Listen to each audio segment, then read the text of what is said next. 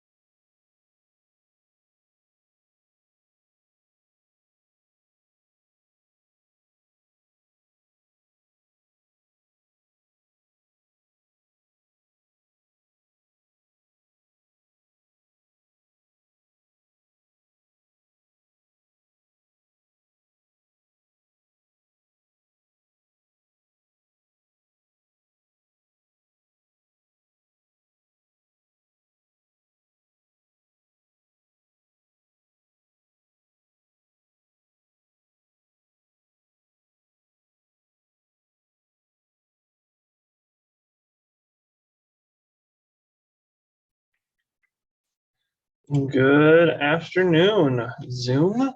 Is that up yet? No. Good afternoon. I get to say hi to the class here in a second. There you are. Now the class gets to see you. All right. Squeeze it right there. Sorry. Hopefully that's nothing bad.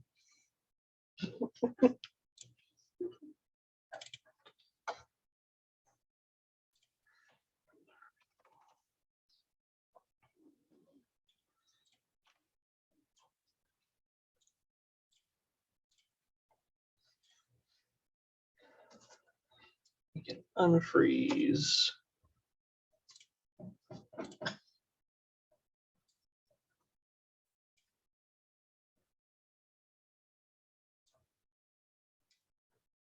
One, two, three, four.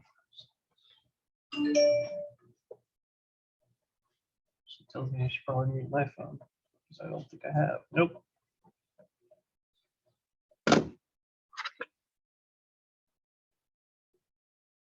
Get me in Zoom.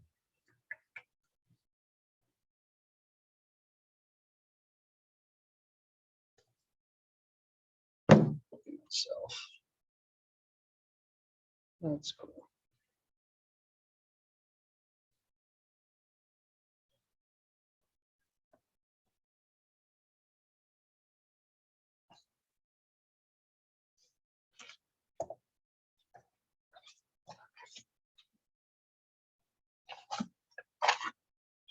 I guess just while we're sitting here and got a couple minutes, anyone have any questions? Quick questions. I got 1 minute. Y'all see that the next homework assignment's up? Hopefully, yes. If not, you now know. I don't remember. When did I set the due date? Friday? Yeah, because we have Monday off. Yeah. So Friday next week. So that homework assignment's due Friday next week. There's more problems this time, right? But a lot of them are just like calculate sine of this angle using reference angles. So stuff that you should feel, or at least start to feel comfortable with, and that will be your solidification that you do feel comfortable with it, right? Once you actually go through the examples. All right, it's close enough. I'll make sure it goes over a couple minutes just in case anyone comes in right at 1 o'clock.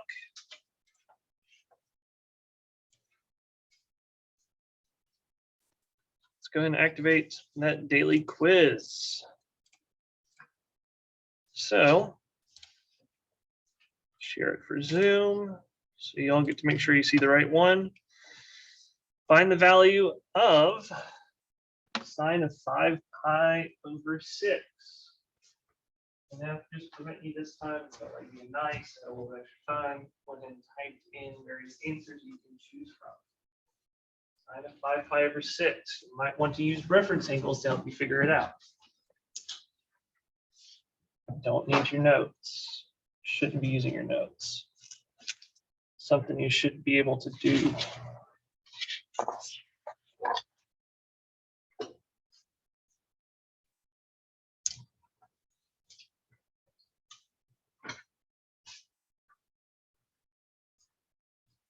Just remember, with these daily quizzes, even if you're wrong, still get a 66% chance, right? Or 66% credit. So really try to test yourself. See what you can do. If you need to use pen and paper to write stuff out, absolutely. Right? Try to work with it, absolutely.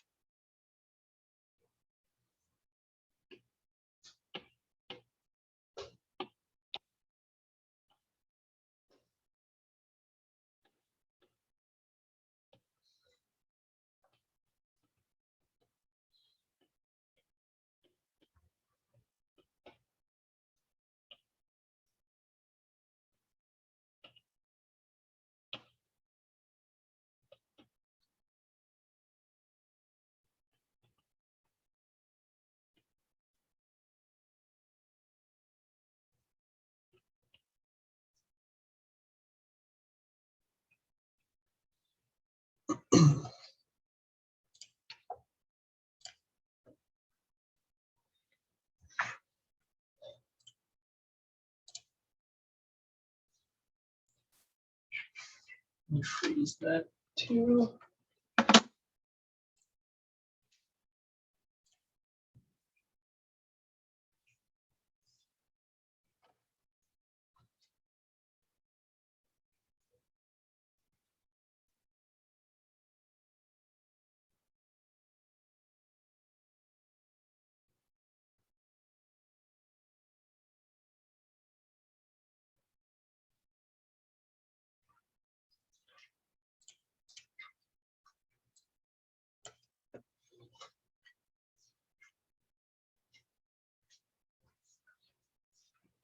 All right, I'll just give everyone 30 more seconds just to look at your answers if you want to.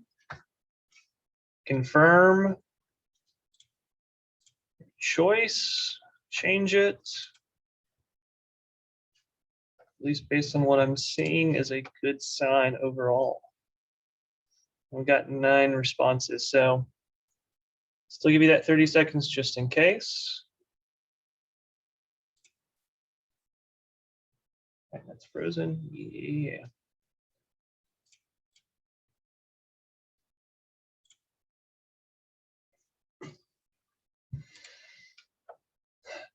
All right, I'm not seeing anyone really move or anything.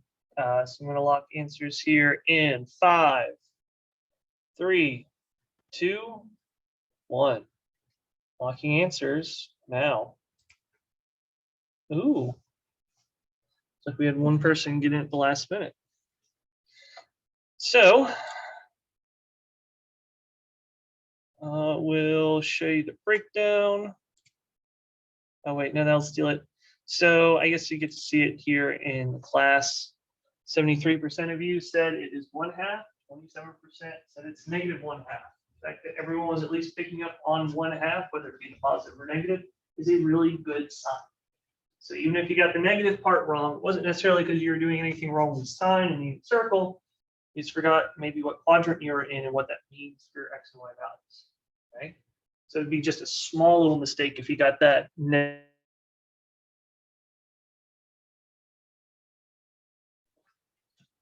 Okay, because it should be +1/2. So I look at that angle, 5 pi over 6, that is going to be in quadrant 2. Because if I look at 5 pi over 6 and try to compare it to pi over 2 and pi, it is directly between. In my head, I can kind of see that everything includes pi, so I don't necessarily really have to include that in my comparison, trying to figure out where this is. I just need to look at how does 5 over 6 really compare to 1/2 and 1. Well, 5 over 6 is greater than 1/2 because 5 over 6 is greater than 3 over 6. Okay, so I know that's where I get the greater than 1/2, and 5/6 is less than 1. So it's got to be in quadrant 2. All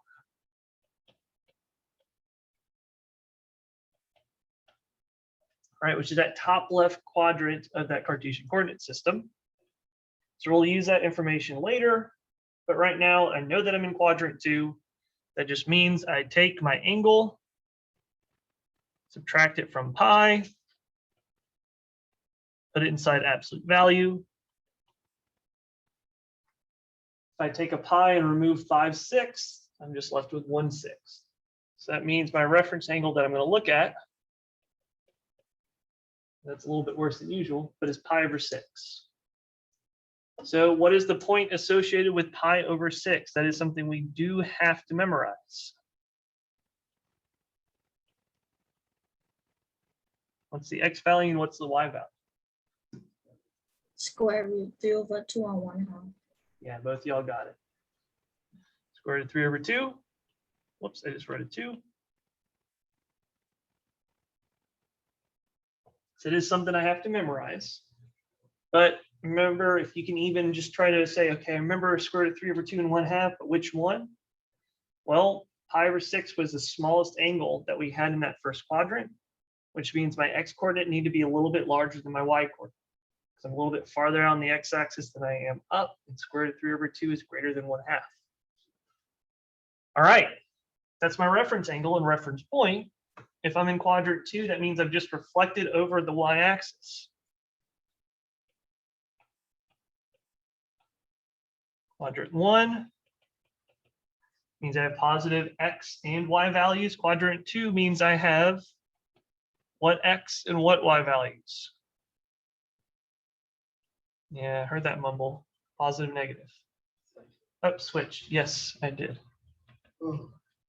Negative, positive. So the X value would change to negative if I was in quadrant 2, but does my Y value change at all? No, it still stays a positive value. So I don't need to change the sign of the Y coordinate, which is 1/2.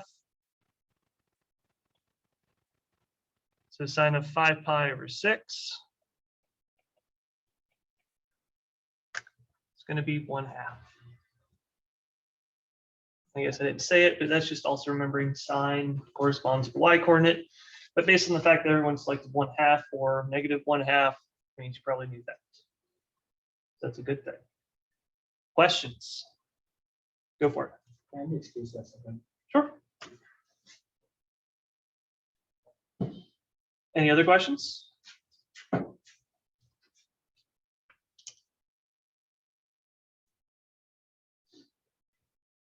All right. So it's the daily quiz for today. Now we're going to pick up that example that we stopped with on Wednesday. So we pick it up today. And after we get through this one more example, I have a little activity for everyone to do. Okay. So just a reminder, we have technically 4 new, I guess I should include it right here, 4 new trig functions. But we define these from our cosine and sine function. So they're all still just different ways of looking at these points on the unit circle. First one was tangent, which is by just taking the sine, dividing it by the cosine, right? Or looking as with respect to the points of the unit circle, y over x. You have then secant, cosecant, and cotangent. Secant corresponds with cosine. It's going to be one of those weird things. You might want to think the first time you're learning this, cosecant, cosine, that is not the case. Secant goes with cosine. Got to remember that. So secant we just defined as 1 over cosine, or 1 over x. We have cosecant, that's CSC, that is going to be 1 over sine, the opposite, or 1 over y. And then we have cotangent, which is cosine over sine, just the reciprocal of tangent. So we can also see it as 1 over tangent, or you could view this as x over y. Just various different ways to view how we define these things because they're all related. So then the example we had on Wednesday was for the angle 2 pi over 3. We wanted to find the value of all 6 trig functions that we have now. So sine, cosine, tangent, secant, cosecant, cotangent. So what we started with was finding out what is our reference point. Because to find any of the 4 new functions, we still need to find sine and cosine. And to find sine and cosine, let's just figure out what the point on the unit circle is. Easiest way, reference angle. I know that was a lot that threw at you, but this is that thought process that we've been building up over the past couple weeks. So we said 2 pi over 3. Well, I just looked at that ratio 2/3, greater than 1/2, less than 1. That's got to be in quadrant 2. Same thing as the daily quiz. So put an absolute value, subtract it from pi. I get pi over 3, meaning that my reference point is going to be 1/2 square root of 3 over 2, the opposite of what we had today. And then that means for 2 pi over 3, its point on the unit circle, I flipping over just the y-axis. So I make the x-coordinate negative, the y-coordinate stays the same. Again, same thing we kind of had in the daily quiz today. So once we had that, it gives us 2 pieces of information that we need, sine and cosine. Sine is the y-coordinate, cosine is the x-coordinate. That's how we defined it. Okay, so that was a quick review. That was a lot of information because we did do a lot at the end of Wednesday. How are we feeling? Does it look familiar at least? If you have a question, though, now it's time to ask.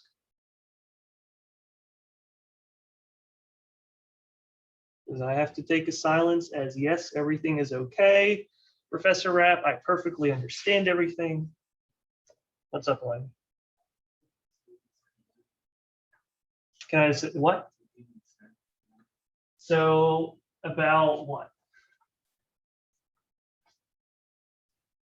So reference angle, right? Define the reference angle because all the points on the unit circle that we filled in are pretty much the same three values. Boil down to the same three values: the 1/2, the square root of 3/2, and the square root of 2/2. The only thing that changes is the sign of those, depending on what quadrant we're in. So we have that nice symmetry of a circle. So we use this information, this methodology that we built to find reference angles.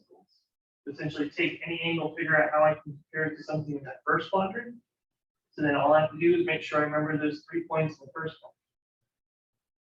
So through that methodology, just if it's in quadrant 2, then the method is to take pi, subtract my angle from. That's where we get pi over 3, and that tells me my reference angle, the angle that I use for reference for 2 pi over 3 is going to be pi over 3. So I pull this information from my brain. This is something I've memorized. Pull this information from my brain and say, okay, pi over 3, that angle corresponds with the point 1/2 square root 3/2. But since 2 pi over 3, it's going to have those same core values, 1/2 and square root 3/2, but it's in quadrant 2. I need to make sure the signs of these values match up. Quadrant 2, if I look at it, is in that top left corner of my Cartesian coordinate system, which means I need to have negative x values, which is what we do here, negative 1/2. But I still need to have a positive y value. So I keep that square root of 3/2. So that's how I get the point on the unit circle for the angle square root, or I just said square root, 2 pi divided by 3.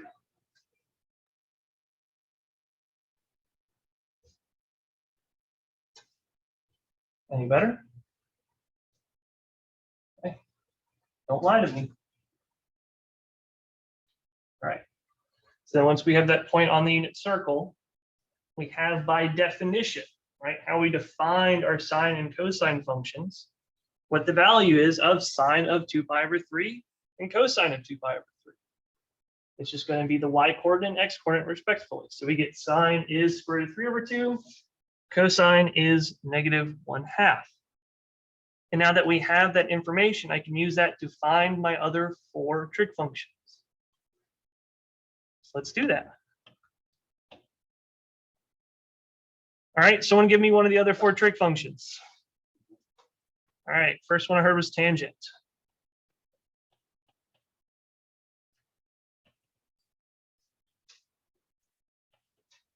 So tangent of theta, how did we define tangent of theta? Sine over cosine. That's how we defined it. We said this is it. So this is going to be my sine of theta divided by cosine of theta. If I scroll up to make sure I have that information there, those are 2 values that I've already determined. So sine of theta is square root of 3/2, and I'm going to be dividing it by cosine of theta, which is negative 1/2. So just filling in the information that we've already deduced. And then I have a fraction divided by a fraction. It turns out some of y'all might have heard this phrase for the first time in this course, but it definitely helped me memorize it when I was dealing with fractions. Fraction divided by fraction, what do I do with it? Another reciprocal. The phrase that always helped me: leave, change, flip. Leave the top fraction alone. So leave it as square root of 3/2. Change from division to multiplication. And then flip the bottom fraction. So I had a negative 1/2. I flip the bottom fraction, i.e. find the reciprocal. That's going to be what? Yeah, technically -2. Absolutely correct. Make it a little bit easier for fraction multiplication, -2/1. And the reason why we do this is because when I'm multiplying fractions, it's relatively easy. I just have to multiply across. So I have square root of 3 times the -2 or a -2 times √3. Those don't really interact nicely together because of that square root of 3. Then I look at that denominator. I have a 2 times 1. Elijah, what's 2 times 1? 2. So I have a -2 times the square root of 3. I'll divide it by 2. Does anything cancel out? Yeah, the 2's, right? Multiplying by the 2 on the top, dividing by the 2 on the bottom, leaving me with just what? Yeah, negative square root of 3. And then I got to have this old algebra checklist. Do I see a fraction under that radical? No, it's just a 3. Do I see the fraction in the, or the radical in the denominator? No, right? It's just square root of 3. It's not something divided by square root of 3. There's the only times I have to do any rewriting of that radical, so I'm done. So tangent of this angle, so I guess I should write it in. So I'm just referencing 2 pi over 3.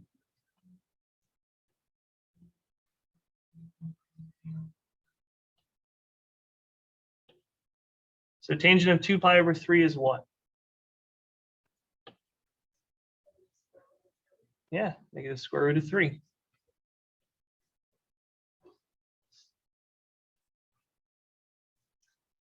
Sorry, writing the theta there was just me taking advantage of the fact up here we said theta is equal to 2 pi over 3. That's where all this was coming from. So that's tangent. Oh, give me the red. All right, so we found the tangent function. We got 3 others. So what do y'all want to do next? Secant.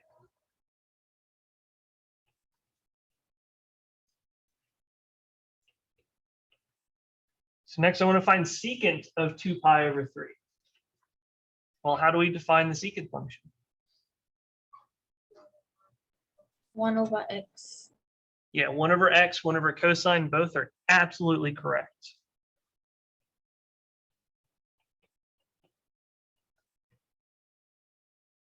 I'm going to put this in parentheses because both are 100% correct. And whether or not you're looking at it as the x coordinate on the unit circle or the value of cosine of, whoops, I wrote theta again. That's a bad habit I want to get rid of.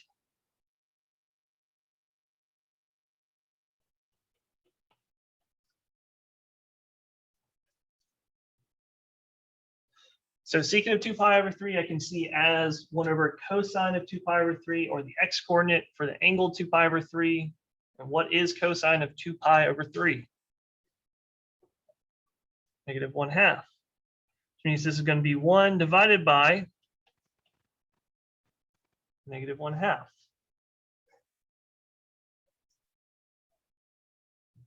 So if I'm dividing by a fraction, I can either think of it as leave, change, flip, or if I remember it as multiply by the reciprocal. Both are 100% correct, which means I need to take 1 and multiply it by the reciprocal of that fraction in the denominator. So I flip the fraction in the denominator. Negative 1/2 becomes a negative 2 over 1. So I have 1 times a negative 2 divided by 1. That gives me what? Negative 2. Negative 2. She has to even unmute herself and then speak up, and she beat y'all to the punch. Props, Michaela. So then, secant of 2 pi over 3 is what? Yeah, negative 2. So I'll zoom out a little bit more. I just realized I was writing a little small, so I was trying to make sure I zoomed in to get it a little bigger. So that's what secant is. It's going to be negative 2. All right, we got 2 more trig functions. Someone else. I've gotten 2 suggestions already. What was that? Cosecant? Cool.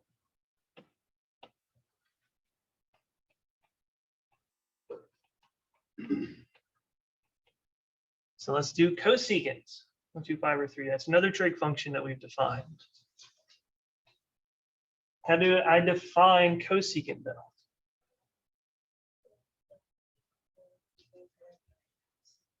Yeah.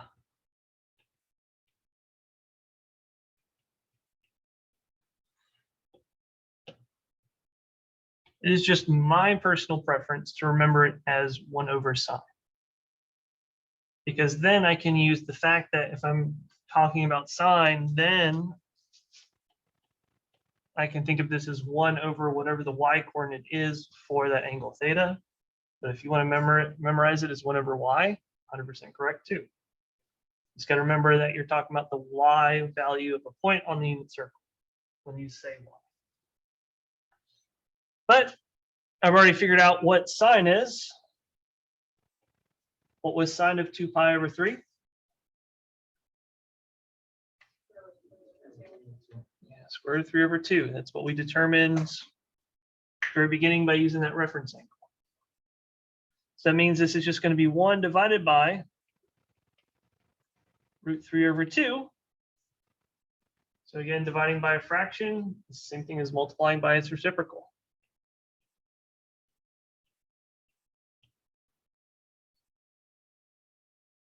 So 1 times 2 divided by square root of 3, well, 1 times anything is just anything.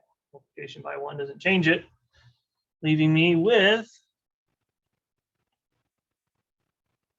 2 divided by root 3.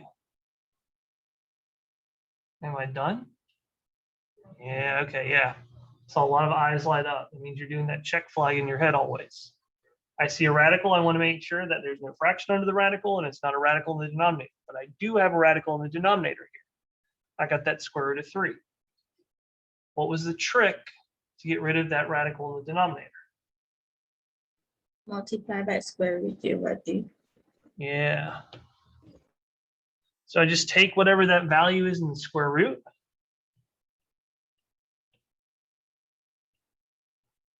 And multiply by it in the top and bottom.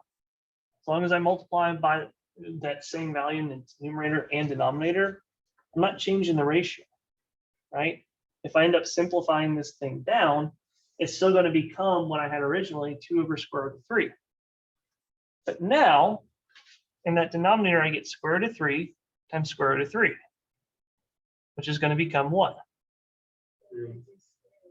Square root of 3 squared, which then simplifies down to 3. So both of you were absolutely correct. In that numerator, I'm going to have a 2 times the square root of 3. Those don't interact well, right? No easy simplification, so I just leave it.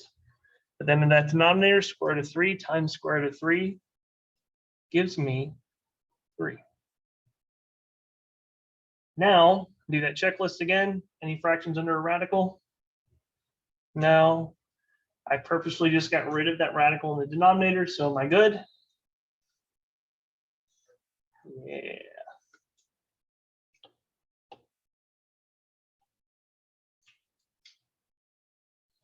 So then cosecant of 2 pi over 3 is 2 times the square root of 3 over 3.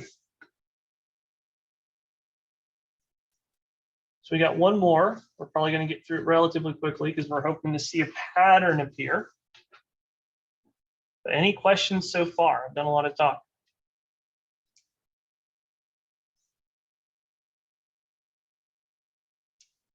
Give you all a second.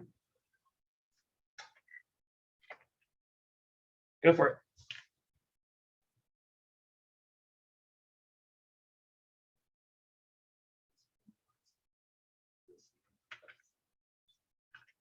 So that's how we define it. So two definitions that we, or 3 definitions of the 4 that we have to remember. This is how we define it. We created them to specifically be this, to be the reciprocals. Okay, so secant is the reciprocal of cosine, cosecant is the reciprocal of sine, and then cotangent is the reciprocal of tangent. So just taking 1 over those original functions. So that's where these coming from. And then since we'd already determined what sine and cosine were, I just plug those values in. and then determine it from there, simplify it from there. So we got to make sure that we're going back and studying and remember how we define these functions. Right? So we just defined them on Wednesday. So if you didn't have them right off the top of your head, that's absolutely fine. But you probably want to start getting on memorizing those relationships. Any better?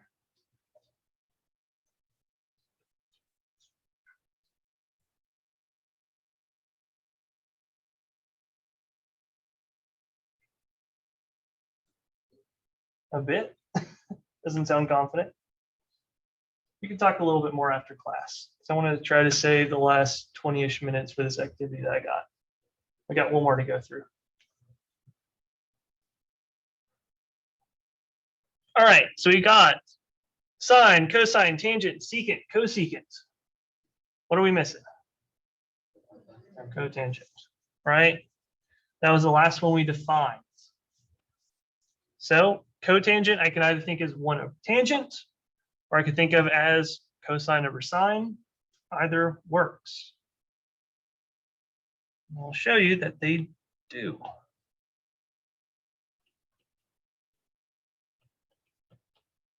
Oops, let me zoom in a little bit. So cotangent of 2 pi over 3, move it down.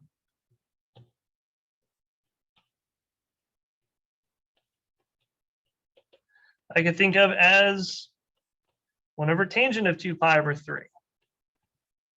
The benefit of doing that in this case is because we've already determined the value of tangent of 2 pi over 3, which is what?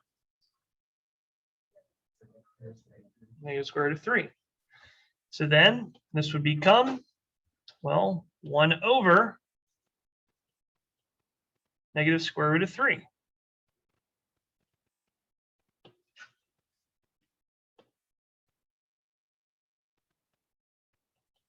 Or just negative 1 divided by square root of 3. Let that negative sign float up top. Again, I get that red flag. I get a radical in the denominator, but I can attack it the same way we dealt with it with cosecant, right?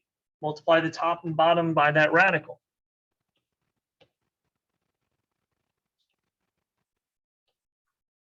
And so I don't run over into that red box on the right. I'll come down below. In that numerator, I have a negative 1 times the square root of 3, giving me just negative square root of 3. In that denominator, I have square root of 3 times square root of 3, and what does that become? 3 again.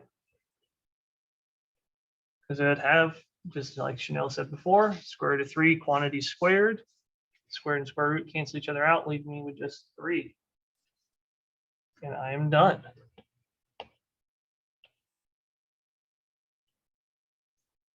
That is the value of cotangent for this angle 2 pi over 3. Now, just for fun, let's do it in green. What if I'd have gone by the other definition? Or this is going to be cosine of 2 pi over 3 over sine of 2 pi over 3. Well, then I have to go back and remember what was cosine of 2 pi over 3. That's negative 1/2. Sine of 2 pi over 3 is square root of 3 over 2, meaning this would be a negative 1/2 over negative square root of 3 over 2. Leave change flip. Whoops, why do I have a negative on that square root of 3 over 2? Should just be a positive. I'm getting ahead of myself.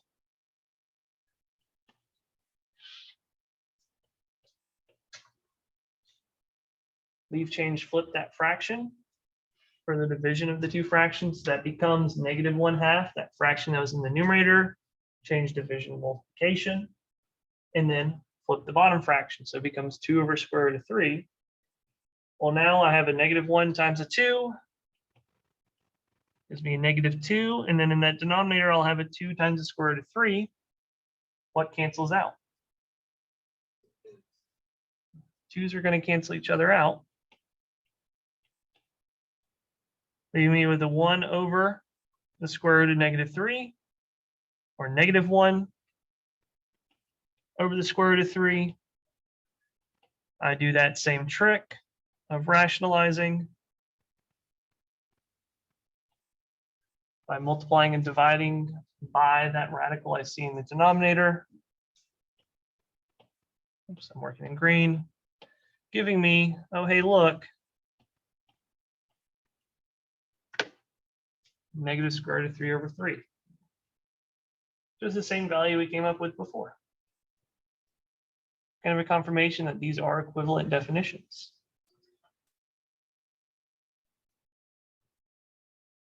So, I guess a little lesson here. Which one was probably a little bit easier to do? First one, right? Using the information that we've already calculated. It's not always going to be the case. It won't always be the case that using 1 over tangent is better than using cosine over sine. But hopefully with practice, you'll kind of get some foresight with this stuff, be able to see which one's a little bit easier to use. So, questions. Questions. I love it. I've already gotten 2 today. Most of the time, y'all are just sitting there giving me blank stares. I want more questions if you have them.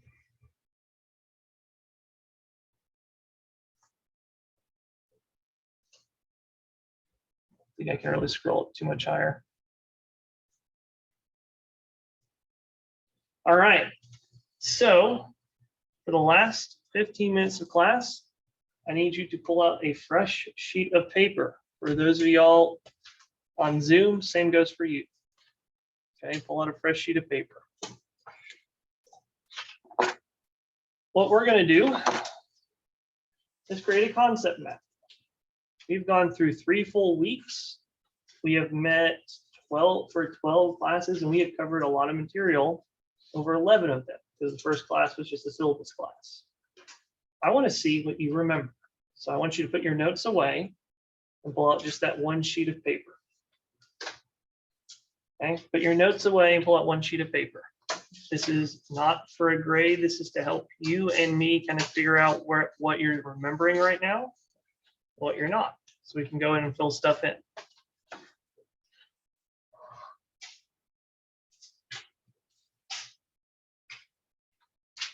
So I did kind of try to type up some directions. So the idea for a concept map is just first kind of list out all the topics that you remember that we've covered so far. We're going to be doing this a couple of times in this class. Okay. Just write a list, bullet point if you need to, of everything that we've covered, every topic, every definition, whatever. And then what you're going to do is you're going to try to say, identify what is the core topic that we started with, which I've already kind of gave you a hint, which is going to be angles and trig functions. Those are the 2 kind of cornerstones. And then you're going to draw little circles for your other subjects and just draw arrows to them. And with those arrows, describe how they relate. Okay, so it can seem a little weird at first. That is what we're going to be doing. I'm just going to take you through a quick example of what you got from 143. Okay, so most everyone, if not everyone, had to take 143, whether it be over the summer or a full semester, to get into this course. And the cornerstone of Math 143 are functions. Now there are different types of functions that you have that you studied. Right? You had polynomial functions.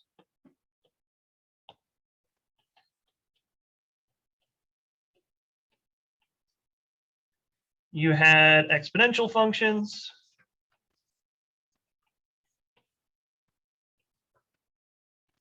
And you had logarithmic. I'm pretty sure I spelled that wrong, but I don't care at this moment. So how do all of these relate to each other? Well, they're functions, and they're a type.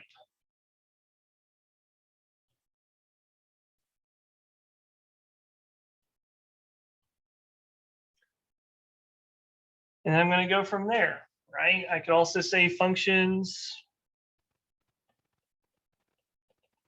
have domain and ranges. That's something that we learned about. That's a property of functions. All right, well, maybe I'm thinking about polynomials. What are some things I remember about polynomials? Well, there's different types. Linear, quadratic, cubic, whatever.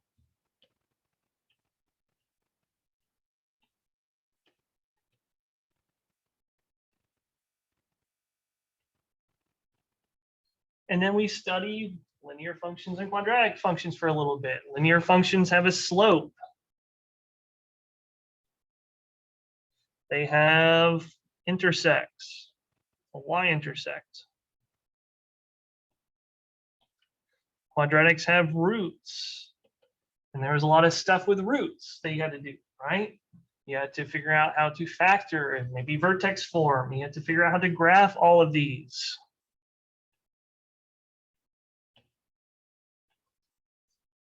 And that's just going through polynomials. But you guys kind of see the idea of how you're just going to group this together. Draw circles, arrows, and describe how those circles connect to each other. Okay, it could be a little bit of a phrase, it could be a single word, whatever key you want to use, do that. So I suggest, especially the first time you're doing this, start with a bullet point, a bullet point list. Like I was talking about, start with angles and trig functions and try to list everything that you remember. Once you've listed everything you remember, then draw that concept map. Okay, so go for it. Give you all about 5-ish minutes. There is no right, there is no wrong. I want to stress that this is not for a grade. This is to help you and help me. So think about, like, what did we start with? I give you the 2 kind of good starting points, angles and trig functions. What do you remember about it? What do you remember about trig functions? Just start writing it all out.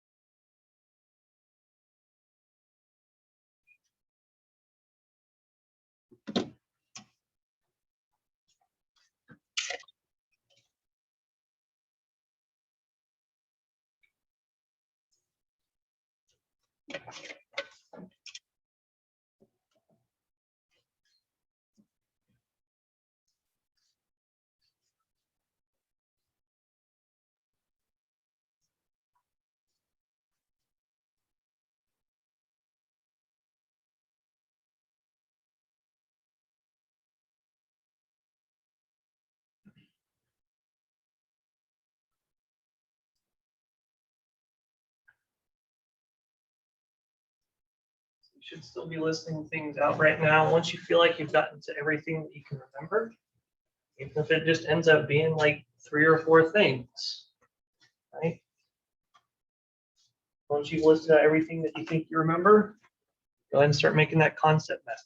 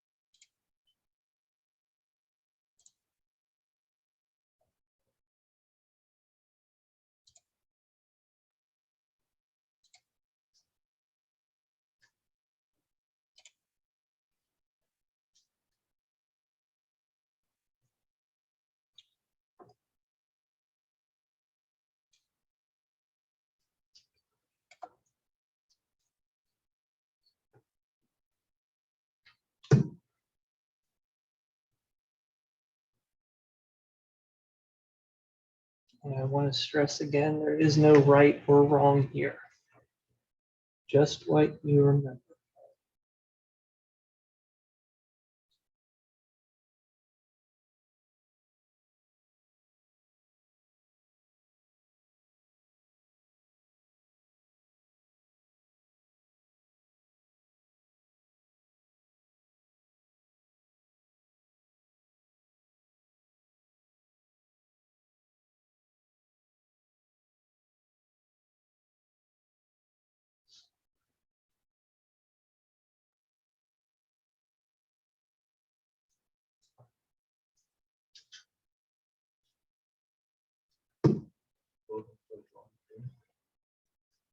Sorry, say that one more time. Did you want to go ahead and start drawing? Yeah, once you finish your list, the things that you think, you remember if you kind of hit a point and you're sitting there for like 10, 15 seconds, you can't remember anything else, yeah. Start drawing all those connections.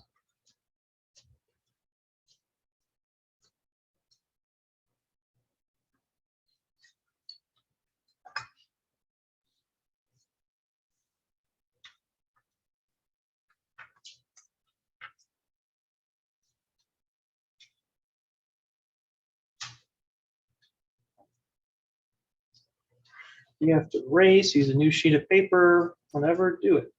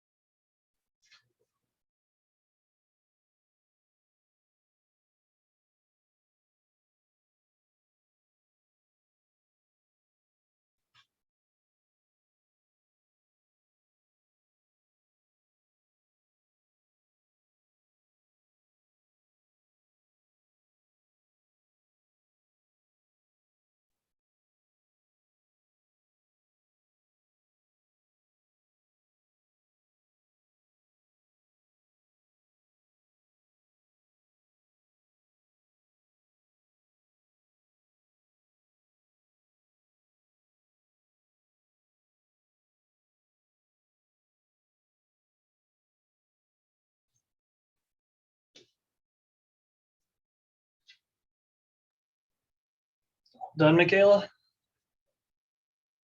Okay. You got everything? I think so, yeah. Gotcha, gotcha. So yeah, just hold on for a moment then, please.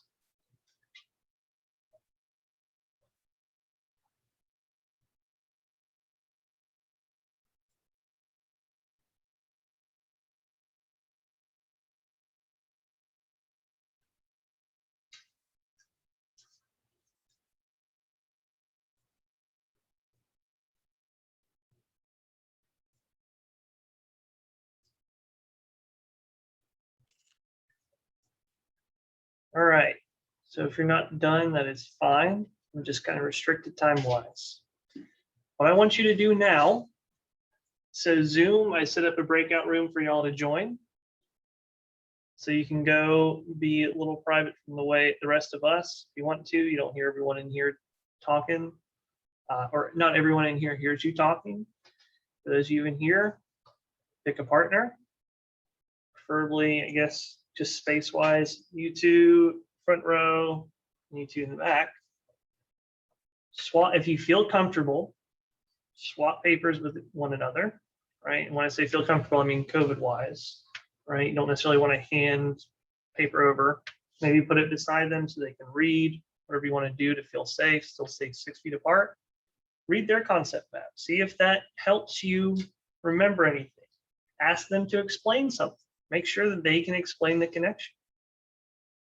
And again, this is not for a grade. This is just to help you spark some ideas, because sometimes we hit roadblocks. Sometimes we do forget something. We just need a little bit of a push, a little bit of reminder going, oh, hey, wait, yeah, that was something we did. Okay, so look at each other and compare.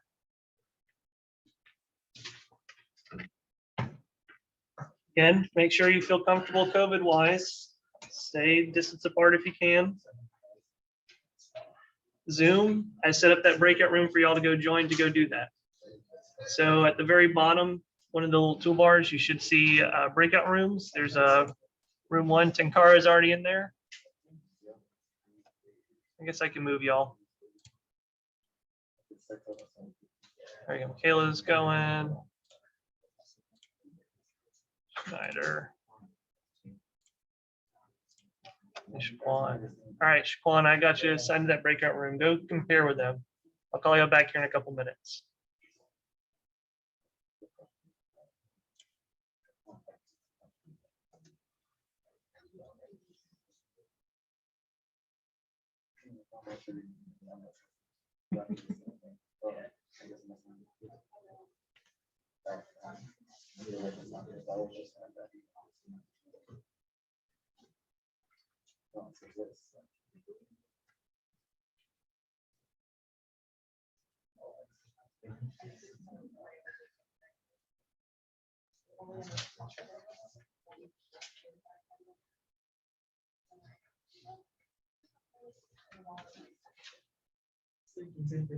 Same thing?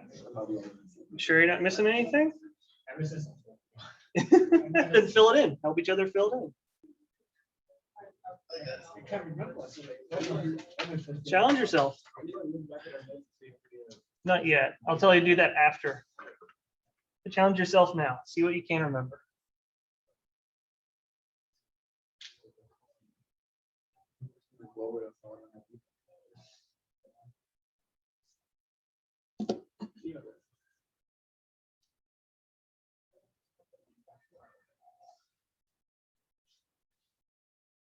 All right.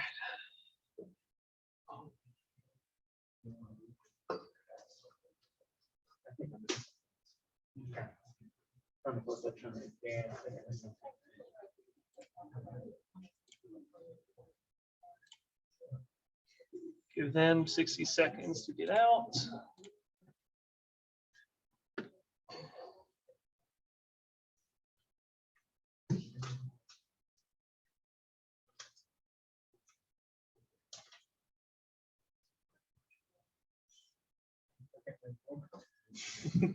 Yeah, I can't look at your notes. Not yet, at least. It's tempting. Tempting. We got 1 minute left. Once we get Zoom people in, I'll tell you what to do next. If you feel like you're already done with sharing all info that you can right now, feel free to pass papers back, fill in any information that you just realized, anything like that.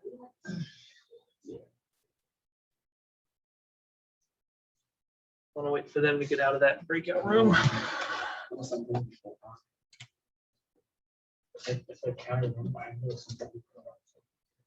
Yes. Yeah, if you want to. If you remembered things, go ahead and add it. Especially from Sharon. All right, looks like I got everyone back in Zoom. So, hand back your papers. After collaborating with people, hopefully you maybe help them remember something. They maybe helped you remember something that you covered. Add it to your list. Okay? Add it to your list. Hopefully, I didn't check in on the breakout room, so hopefully y'all were talking and sharing. But take this list, try to draw a concept map out for it, make sure you can connect. But now it's 1:50. I technically have no more control over you. If you want to look at your notes to see if you got everything, missed anything, I also highly recommend you do that. Okay. We're going to be doing this at least a couple more times this semester to kind of help make sure that we're keeping track of everything that we've learned. Right? I might not necessarily fully remember the definition of sine, but I at least remembered that I learned about it. I can put a circle on that concept map that is something that we covered. And then the fact that I can't fill in anything else after that gives me the clue that I should go back and study sine functions just a little bit more. Similar for other topics, okay? So on beginning of class on Tuesday, we're going to try to fill out a nice big old complete concept map of what we've covered so far. And we'll do, well, actually, we'll probably do one more example of finding values of all 6 trig functions. So you're ready for that homework next Friday. And then we'll finish completing out this entire concept map, see what we can get. Okay.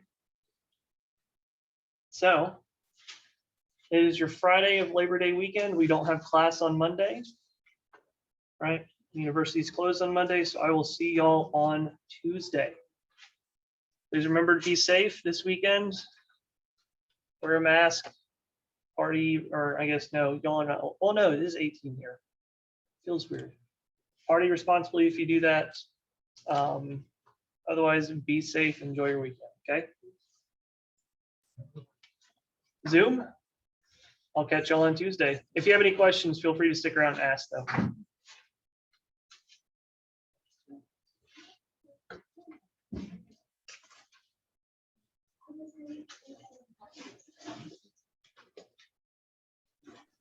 Yeah, I have a question. Thank you. Yeah, go for it. It's related to the vaccination. I have an Hold on one accident- second. Let me stop the recording so it just doesn't get in there.